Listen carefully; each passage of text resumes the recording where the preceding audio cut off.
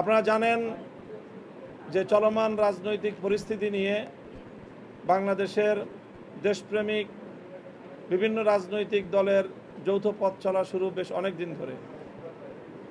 বিশেষ করে এই 8টি রাজনৈতিক দল তারা অভিন্ন কর্মসূচি নিয়ে বেশ অনেক দিন ধরে রাজপথে যুগপৎ আন্দোলনে রয়েছে। আজ সেই যুগপৎ কর্মসূচি এবং যুগপৎ আন্দোলনের একটি গুরুত্বপূর্ণ পর্যায়ে আমরা এখানে এসে উপনীত হয়েছি। এখন বাংলাদেশ আগামী ত্রয়োদশ জাতীয় সংসদ নির্বাচনের একেবারেই দ্বার প্রান্তে উপনীত।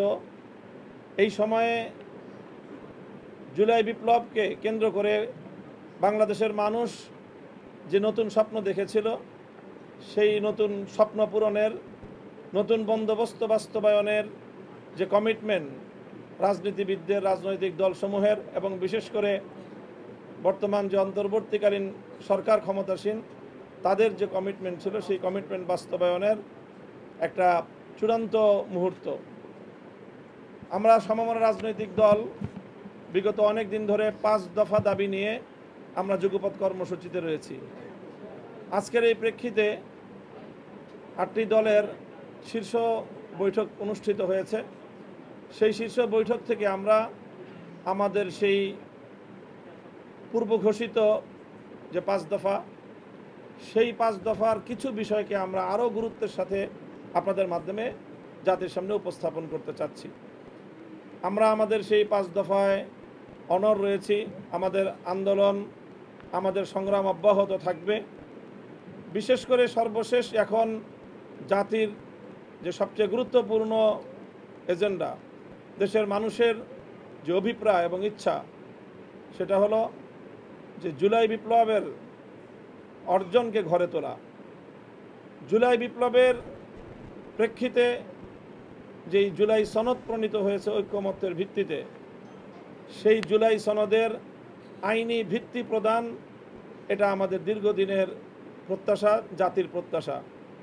সেই আইনি ভিত্তি প্রদানের রূপরেখাও ইতিমধ্যে নির্ধারিত হয়েছে এবং সেই রূপরেখার ভিত্তিতে আজকে আমরা আপনাদের মাধ্যমে সমমনা দেশপ্রেমিক 8টি রাজনৈতিক দল থেকে আমরা স্পষ্ট ঘোষণা করছি যে অনতিবিলম্বে জুলাই সনদের আদেশ জারি করতে হবে। অনতিবিলম্বে জুলাই সনদ বাস্তবায়নের আদেশ জারি করতে হবে। জাতীয় নির্বাচনের আগে পৃথকভাবে জুলাই সনদ বাস্তবায়নের গণভোট আয়োজন করতে হবে। আবার বলছি, জাতীয় নির্বাচনের পূর্বেই পৃথকভাবে জুলাই সনদ বাস্তবায়নে গণভোট আয়োজন করতে হবে। আর সংশোধিত যে আরপিও, সেই সংশোধিত আরপিও হুবহু বহাল রাখতে হবে। তার মধ্যে কোনো ধরনের বিয়োজন, পরিমার্জন অথবা কোনো ধরনের নতুন করে কোনো পরিবর্তন, সেটা আমরা মানব না। এই বিষয়গুলো এখন আমাদের প্রধান, আমাদের গুরুত্বপূর্ণ বিষয়।